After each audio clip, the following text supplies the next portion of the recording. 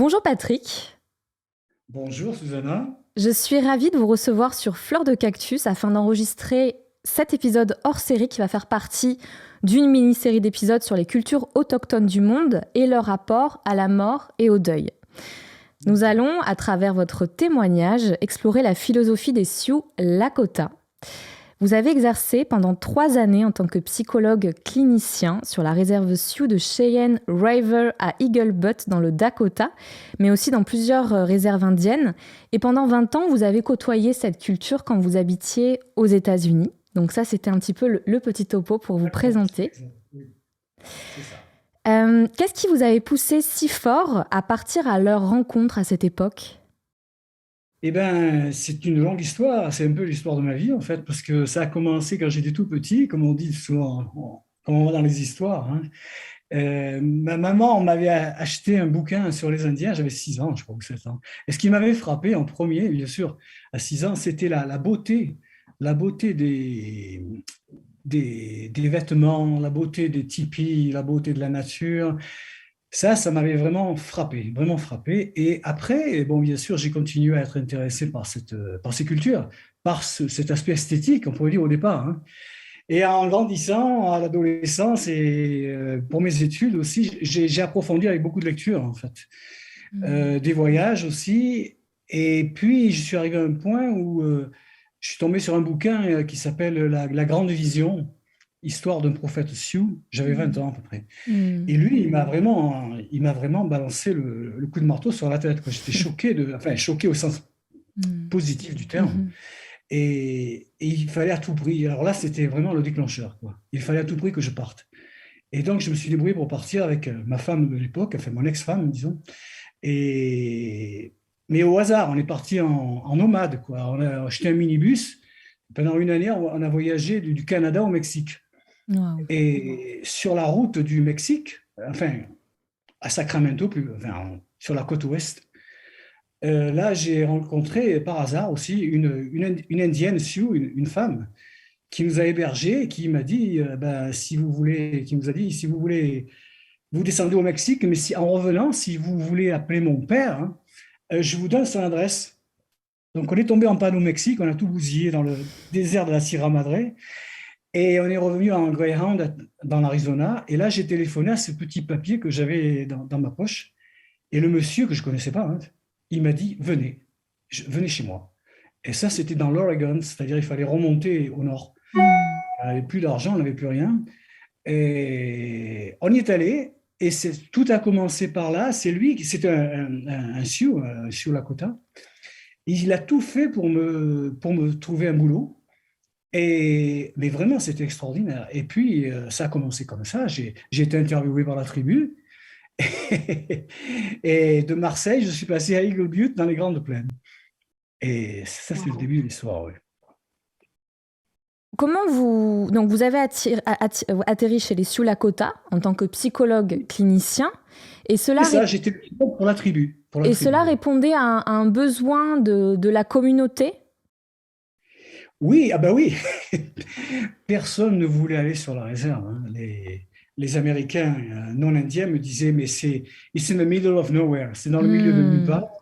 Vous allez vous faire scalper, enfin des trucs assez durs, hein. Beaucoup de Et, stigmates et, et d'idées reçues. voilà, Mhm. déjà c'était là, vous voyez. Hmm. Et la première impression que j'ai eue quand j'ai été présenté à la tribu, il y avait un manager, un Indien, qui m'avait dit, vous venez de l'extérieur, d'Europe. Ah, il me regarde, il me dit, est-ce que vous avez amené votre gilet pare-balles? Ah, Hmm. je lui ai dit non, je peux l'acheter. Mais en fait, vous savez, ils adorent l'humour, les Indiens. C'est une façon d'accepter l'étranger, quoi, aussi. Après, D'autodérision ils aussi. ouais. Et concrètement, en quoi consistait votre rôle là-bas? Ben, en fait, bon, je suis psychologue clinicien de profession, donc j'étais engagé comme psychologue clinicien, mais je suis devenu le directeur clinique de toute la santé mentale de Cheyenne River. Hmm. C'est-à-dire que je coordonnais les services, si vous voulez, satellites qui étaient, parce qu'il y a 16 communautés dans la réserve. Mhm. Et il fallait tout coordonner, mais d'un point de vue clinique et pas administratif. C'est-à-dire voir les revues, voir les rapports, faire des interventions sur des sujets tels que le développement de l'enfant, disons les soins palliatifs, des trucs comme ça. Hmm. Donc, j'étais directeur clinique et psychologue clinicien. D'accord. On va entrer dans le vif du sujet en abordant le fait que vous ayez écrit un magnifique livre, Vivre Merci. en terre indienne, Oui. publié chez Le Relier en 2013, où vous racontez cette philosophie de vie que vous avez découverte sur la culture Lakota. Et d'ailleurs, cette philosophie de vie, je vous le dites, et j'avais trouvé ça aussi d'emblée quand on s'est parlé au téléphone, qu'elle faisait écho beaucoup au concept d'impermanence qui est au cœur de mon podcast, qui est le Oui. concept que j'explore dans Fleur de Cactus. Et donc, Exactement. je vous cite, « La pensée indienne n'est ni sauvage, ni chamanique, ni magique. » Vous voyez où je veux en venir ? Merci, Et merci. on constate que vous teniez absolument à proscrire une interprétation chamanique de la pensée indienne, des rituels et des personnages spirituels Lakota. Est-ce que vous pouvez nous expliquer pourquoi ? D'accord, je vais essayer. J'ai rien contre le chamanisme. Enfin, si, mais disons que la raison pour laquelle j'ai insisté là-dessus, c'est que en ayant une profession et une approche de psychologie, j'ai réalisé que tout ce que les hommes et les femmes spirituels Lakota présentaient, c'était en fait des méthodes psychologiques pour aider les gens à dépasser leur ego, à dépasser leur mécanisme de défense, à aller plus loin dans l'inconscient, mais non seulement au niveau individuel, mais collectif. Et c'est ça qui fait la différence, c'est que c'était des sociétés traditionnelles qui pratiquaient la psychologie individuellement et collectivement. En France, enfin en Europe et dans le monde occidental, nous n'avons pas ça. Nous n'avons pas cette fusion entre la psychologie collective, on pourrait parler de sociologie si vous voulez, mais c'est pas pareil quand même. Parce qu'eux, ils arrivaient, si vous voulez, à avoir des méthodes, des rituels qui étaient donc individuels, chercher la vision, comment dire, il y a pas mal il y a pas mal de choses qui sont individuelles. La prière, mais en même temps, ils ramenaient ça au niveau collectif aussi. Par exemple, la danse du soleil, c'est collectif.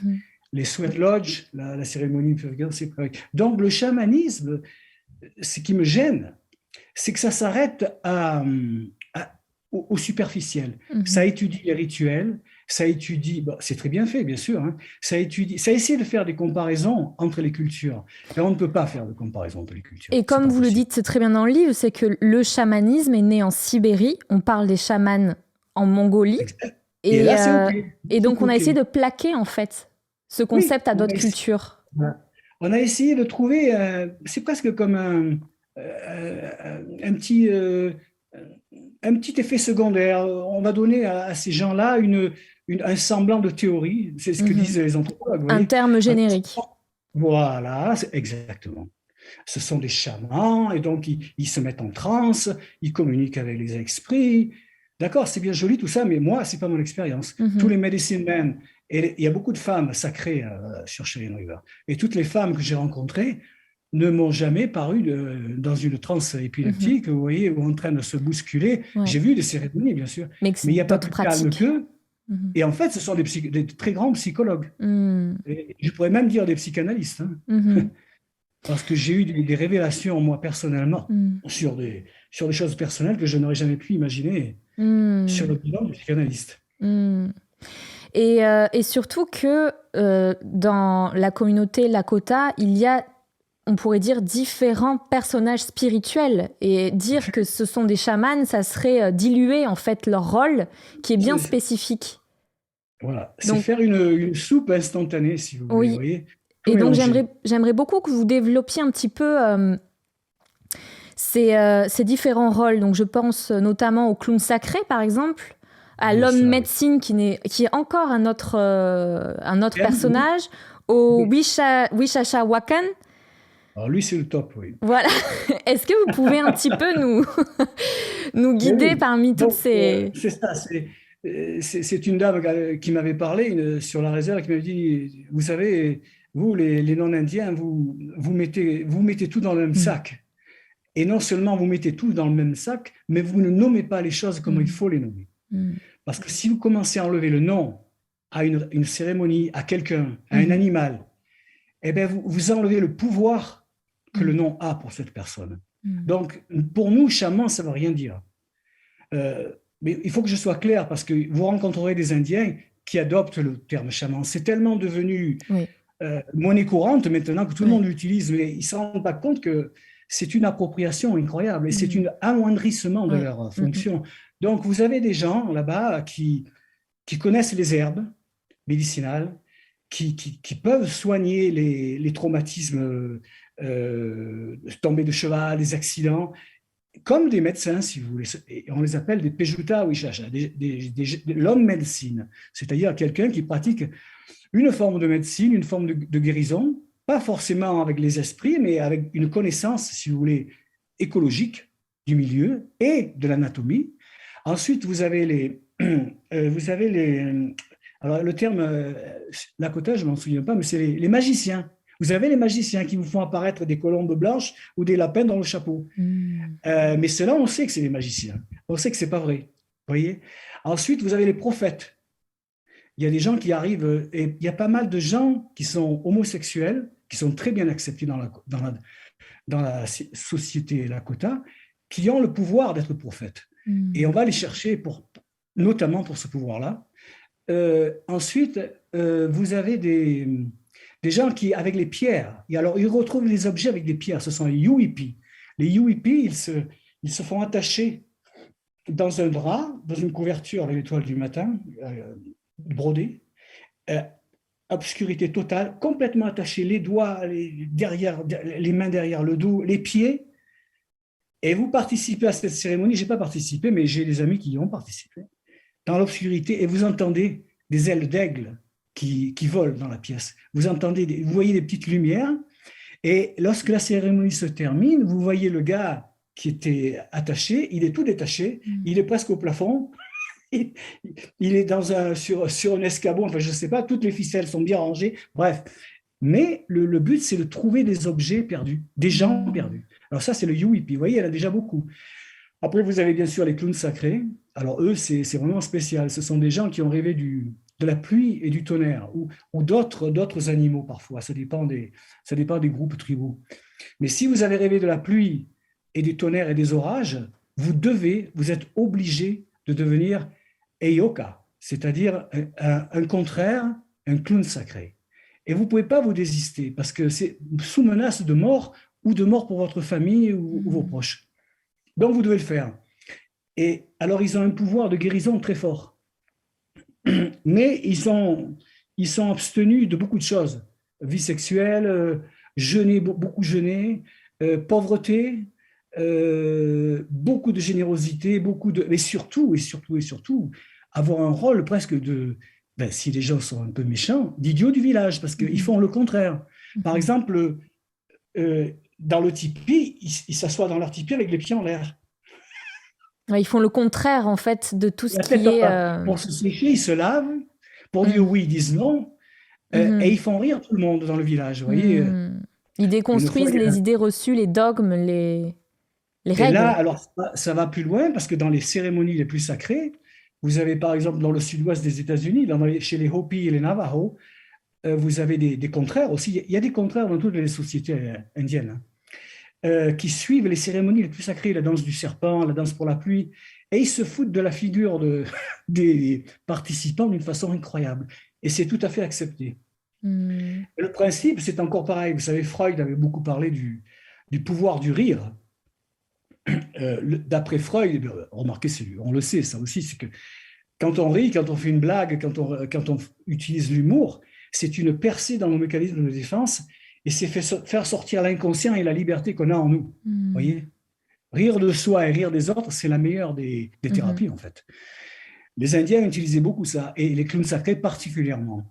Et Black Elk avait dit, vous savez, quand le peuple est complètement déprimé, quand il y a eu beaucoup de malheur, il est bon de les faire rire pour arriver à Mhm. remonter le moral. Mais quand ils sont trop arrogants, quand ils sont trop sûrs d'eux, quand ils sont trop dans leur dogme, Alors là aussi, il est bon de leur faire rire, mais en les ridiculisant. Vous voyez, il y avait toujours les deux côtés, quoi.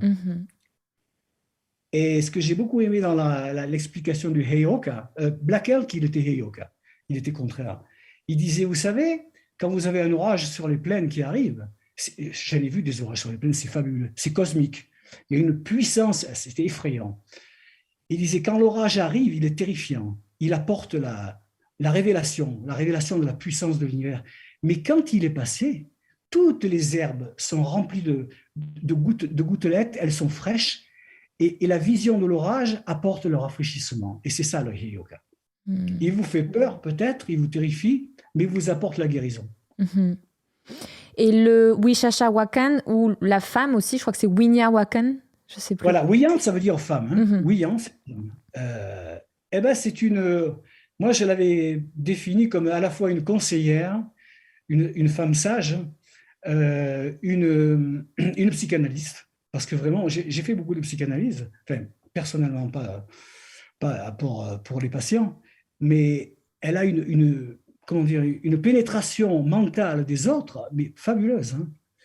Et c'est quelqu'un qui apporte, si vous voulez, à la fois la guérison, parce qu'elle peut guérir, elle peut prophétiser, elle peut tout faire en fait. Mais vous voulez dire guérir l'esprit et guérir le corps? C'est ça. Le corps, elle peut le faire aussi. Mais ce n'est pas sa fonction principale. Sa fonction principale, c'est d'être un pilier pour la communauté, d'être une source de renouveau et de bien-être. Et ils sont... Ce que j'aime beaucoup chez les Wishacha Wakan et les Wiyan Wakan, c'est qu'ils sont intégrés dans la communauté. Ils n'ont pas un bureau, vous voyez, ils travaillent comme tout le monde. Ils sont, en général, ils sont pauvres, hein, ils sont pas... Ils reçoivent pas d'honoraires pour leur. On peut leur donner un cheval ou enfin ce qu'on veut, mais il faut pratiquer la pauvreté.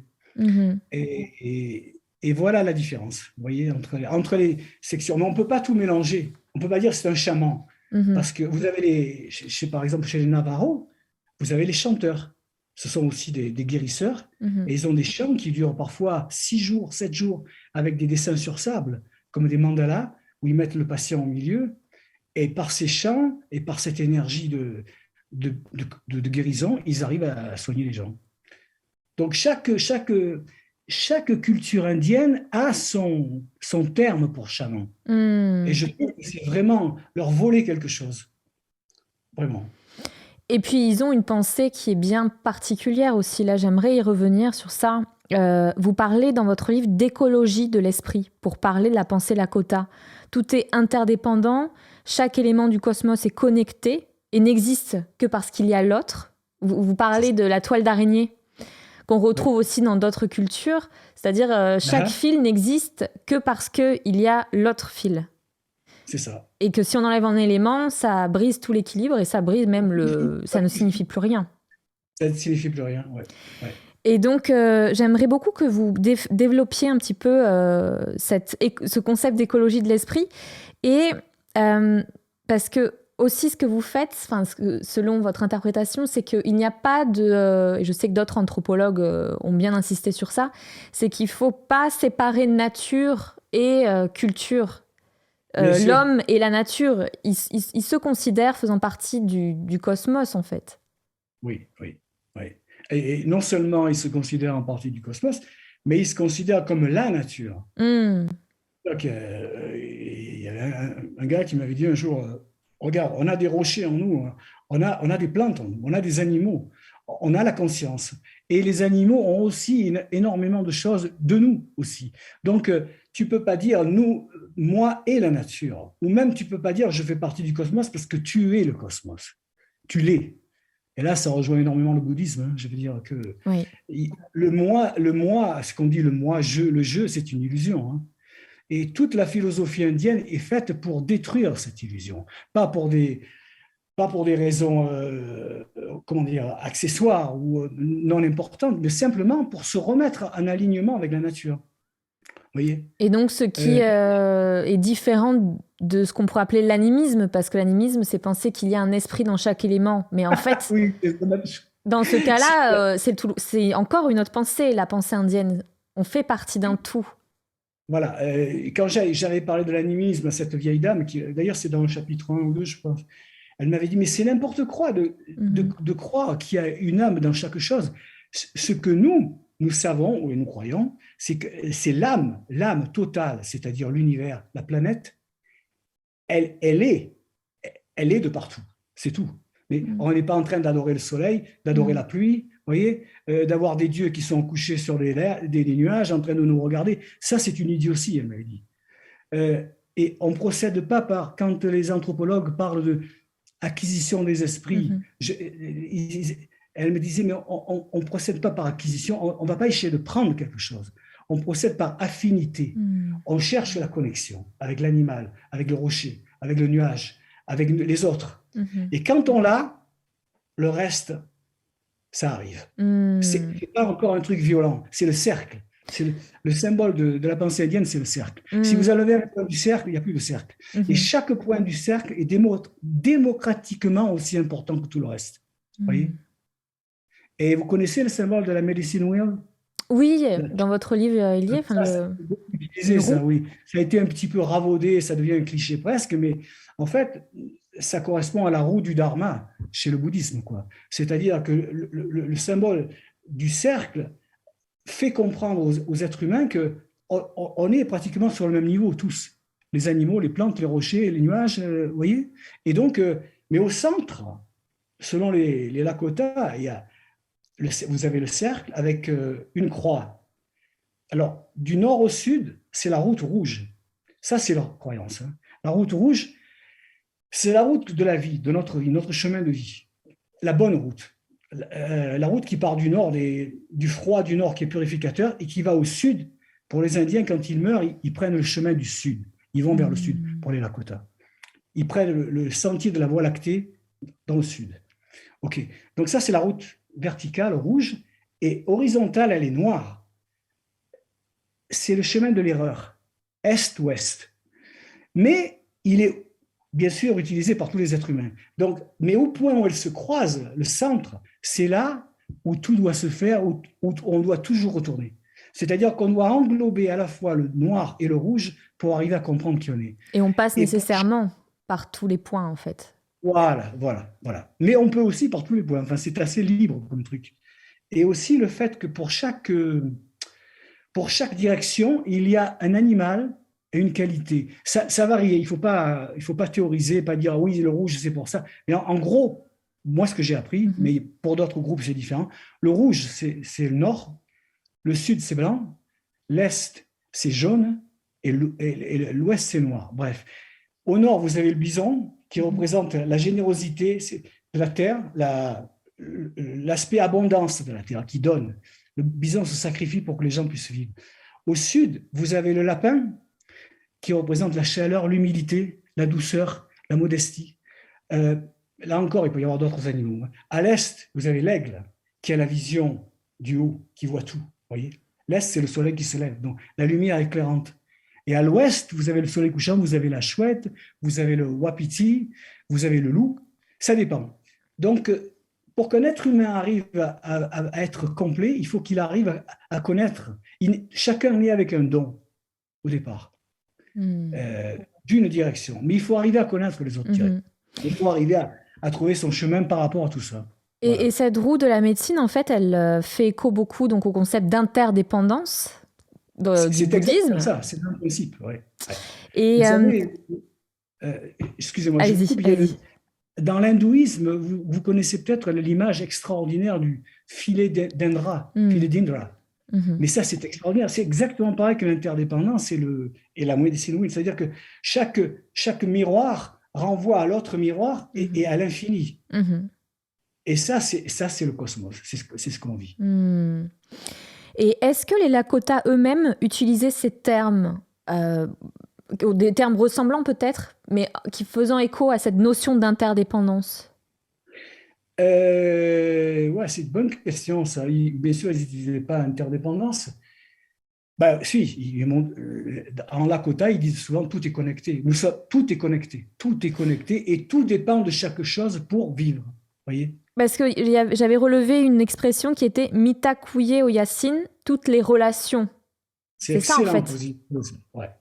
Quand vous finissez une prière, vous dites Mitaku Yoyasin, ça Hmm. veut dire toutes mes relations, tous mes parents. Mais mes Mhm. parents, c'est les fourmis, c'est les êtres humains, c'est les nuages, c'est les Mhm. planètes, c'est les Mhm. bisons, c'est tout. Hmm. Donc, c'est une des meilleures façons d'exprimer l'interconnectivité et l'interdépendance. Hmm. Rien ne peut vivre seul par soi-même. Mhm. Vous vous rappelez l'introduction quand Oui. j'avais rencontré cet homme qui m'avait dit, tu es là à écouter une conférence sur la médecine, et tu es très concentré sur ce qui va se passer, ça t'intéresse. Mais Mhm. regarde ce qui est autour de nous. On était dans le hall, dans le lobby avant la. Il m'a dit, regarde, tout ça, ça t'apprend ce que tu vas écouter. Hmm. Parce que le marbre, il vient de la terre. Le bois, il vient de la terre. Les gens, ils viennent aussi de la terre. Donc, nous sommes dans la boucle sacrée. Ils appellent ça la boucle sacrée aussi. Euh, la spirale, en fait, c'est une spirale plutôt qu'un cercle. C'est dynamique. Et donc, ils utilisent ce terme de connectivité tout le temps. Mitakoye-sen, c'est un des meilleurs termes qui puisse exister. Hmm.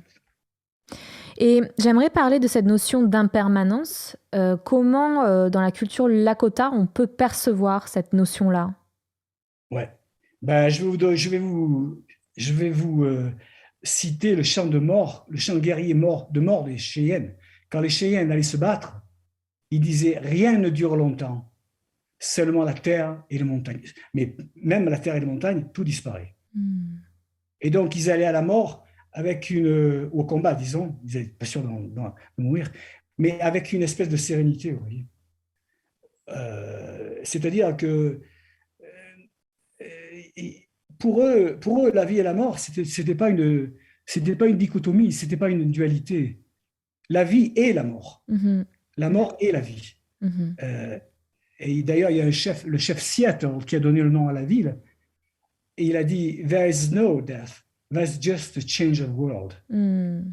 Il n'y a pas de mort, il y a juste un changement de monde. Mhm. Et ça, là, on rejoint beaucoup d'autres cultures aussi, hein. Beaucoup d'autres cultures. Et comment la souffrance liée à la perte d'un être cher est-elle vécue dans une communauté Lakota? Très traditionnellement, maintenant, ça se fait de moins en moins, mais c'était vécu très, très, très émotionnellement.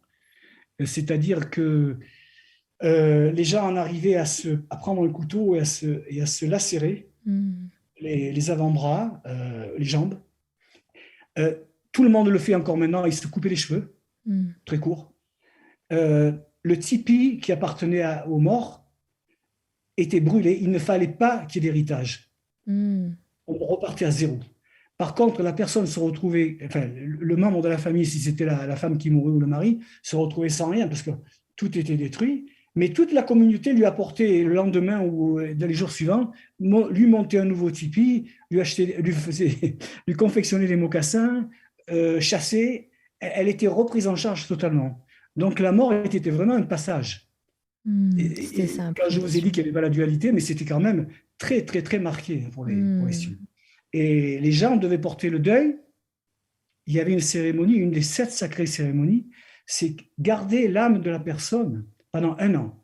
Un petit peu comme dans le catholicisme, mes grands-mères, elles gardaient le deuil pendant 1 an, je me Hmm. rappelle. Elles portaient le noir, habillées en noir.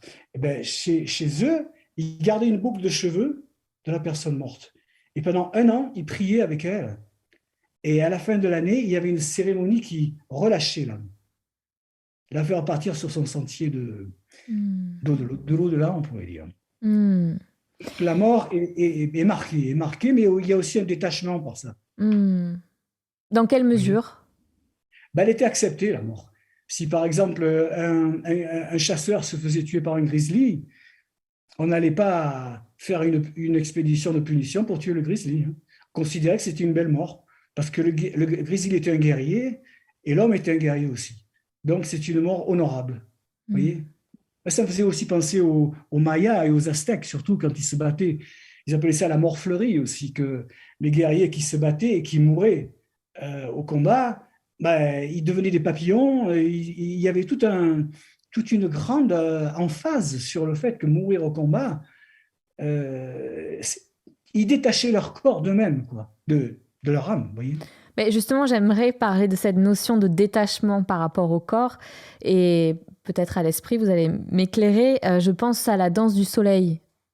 Ah qu'on oui, appelle comme ça, mais qui en fait s'appelle la danse qui regarde le soleil. je regarde, qui fixe le soleil, c'est ça.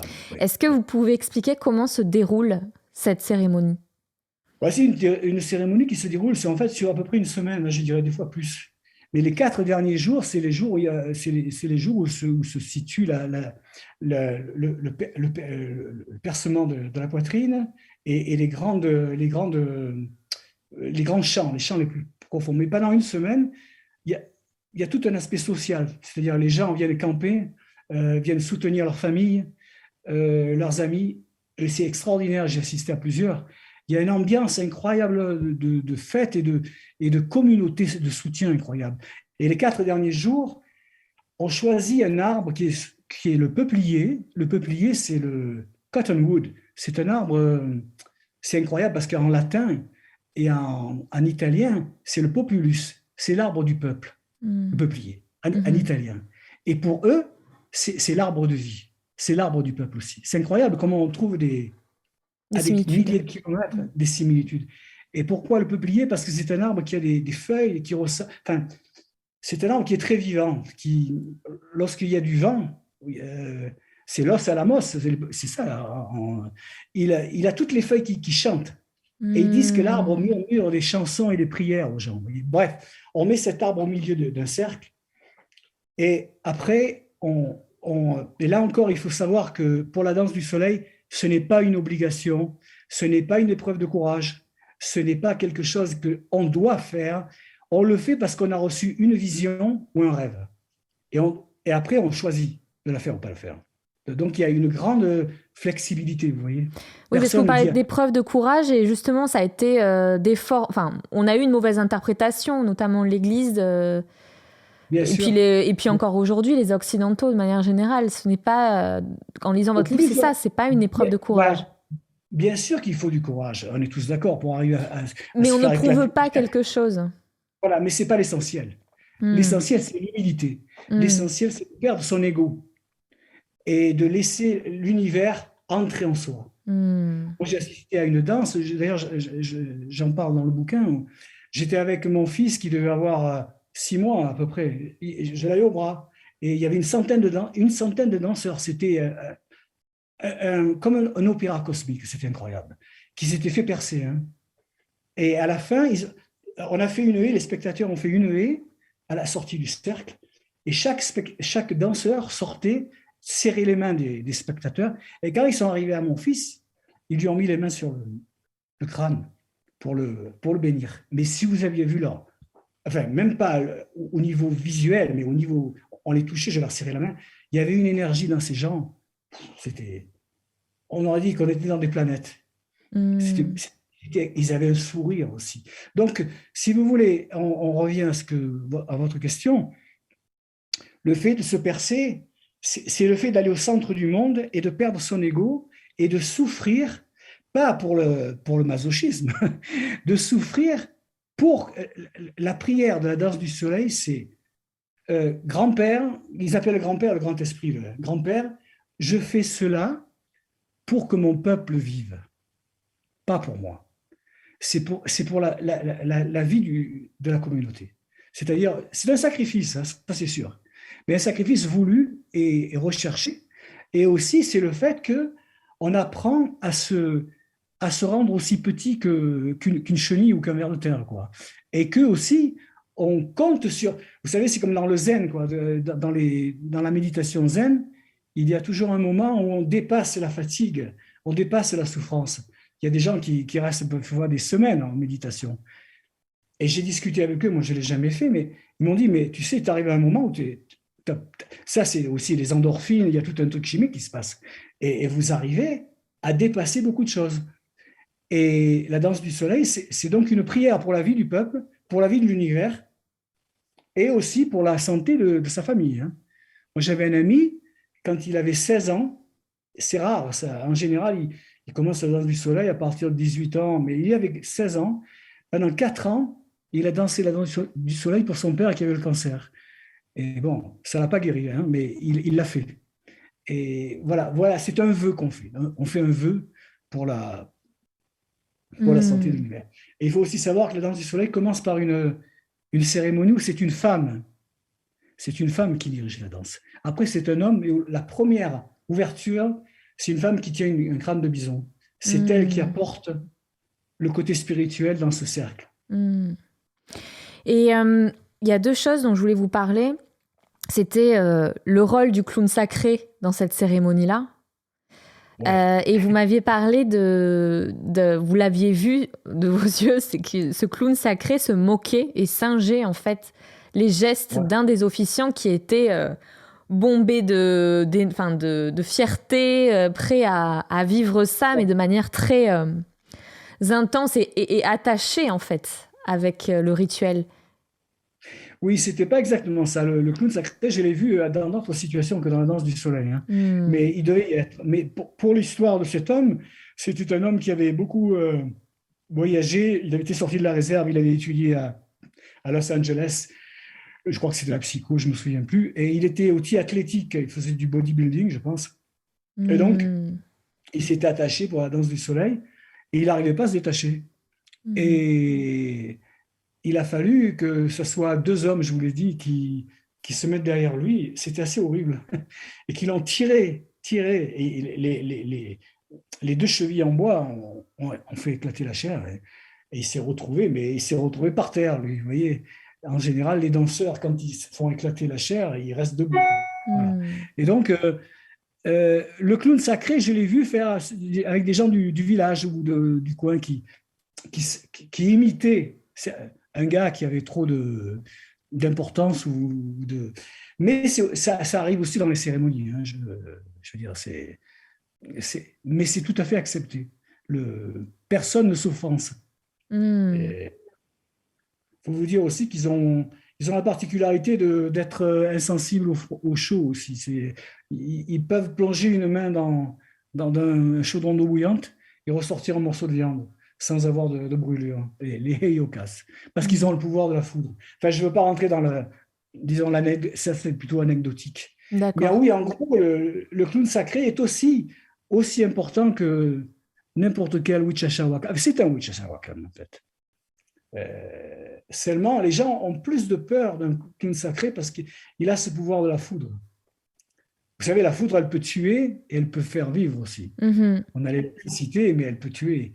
Et donc, il y a toujours un grand respect des heyokas. Et j'aimerais conclure un petit peu maintenant cet échange. Quel est je dirais, l'enseignement fondamental que vous avez tiré de cette rencontre avec la communauté Lakota? Ce serait de savoir où est mon centre, où est mon centre intérieur. Hmm. Et si mon centre intérieur est aligné avec ce qu'il y a, entre guillemets, à l'extérieur, j'ai plus de soucis à me faire pour ma vie. C'est-à-dire que ma psychologie, elle s'aligne avec les lois physiques, enfin, les lois naturelles. Vous voyez, les lois d'interdépendance, les lois de non-soi, les lois euh, d'impermanence, les lois du renouveau, qu'il n'y a pas de mort, effectivement. Si vous vivez avec les saisons, moi je vis dans les montagnes, ici, je m'aperçois à quel point, quand on dit c'est l'automne, les feuilles sont mortes, elles ne sont pas mortes, les feuilles. Elles vont dans la terre, elles nourrissent l'arbre, et elles repartent. On les revoit dans une autre forme au printemps suivant. Vous voyez. Et ça, ce sont les lois que les Sioux, enfin, que les cultures indiennes utilisent, pas les lois humaines. Et vous dites, je peux vivre sereinement finalement. Enfin, vous avez dit ça à un moment donné, là, C'est tout à ça, l'heure. c'est ça. Mais en fait, c'est aussi mourir sereinement finalement. Et mourir, bien sûr. Quand je dis vivre, c'est mourir. Voilà. J'ai bien compris. D'ailleurs, oui, il y avait un des plus grands leaders Lakota, Crazy Horse, Hmm. cheval fou, qui n'a jamais voulu se faire photographier d'ailleurs, Hmm. parce qu'il disait qu'on lui prenait son pouvoir. Bref, mais quand il allait se battre, il disait, c'est un bon jour pour mourir, parce que toutes les choses de ma vie sont avec moi en ce moment. C'est vachement profond comme truc. Je suis au centre de ma vie et j'ai Hmm. choisi de me battre. Et je ne vais pas commencer à pleurnicher ou à faire n'importe quoi. Même si je crève de trouille, j'ai choisi et je meurs debout, face à ma mort. Et dans Castaneda, je veux reparler de Castaneda, pour Don Juan, la mort, c'est un grand conseiller. Il dit à Castaneda, la mort est toujours à un bras de ton épaule gauche. Tant qu'elle ne t'a pas touché, tu peux te considérer heureux. Mais même si elle te touche, c'est bon aussi. Vous voyez, c'est une grande acceptation, ça, de la vie et de la mort. Et je pense que ça m'a beaucoup aidé aussi. Beaucoup aidé. Quand j'ai eu des décès dans ma famille, c'est pas de la théorie, c'est de la pratique. C'est de ressentir les choses à ce niveau-là. Et il y a une autre expression que je voudrais aussi faire passer. Ils disent, et ça je l'ai beaucoup appris aussi d'eux, il faut vivre avec l'œil du cœur. Chanter ishta. Ils disent, dans le cœur, il y a un œil, c'est-à-dire qu'il y a une clairvoyance. Si tu vis avec l'intelligence de ton cerveau, bien sûr, c'est extraordinaire aussi, il ne faut pas le nier. Mais l'essentiel, c'est l'intelligence du cœur. Et c'est très important. Vivre avec l'œil du cœur, l'œil du cœur. Eh bien, écoutez, moi, j'avais fait le souhait de rencontrer des gens intelligents du cœur pour la prochaine série de podcasts et vous êtes tombé dans mes pattes, donc je suis ravie. Merci beaucoup, Patrick. Retrouvez Fleur de Cactus sur Apple Podcasts, Deezer, Spotify, Ocha, Google Podcasts et plein d'autres plateformes d'écoute en streaming. Vous pouvez suivre toute l'actualité de Fleur de Cactus sur mon compte Instagram, Susanna Darcambel.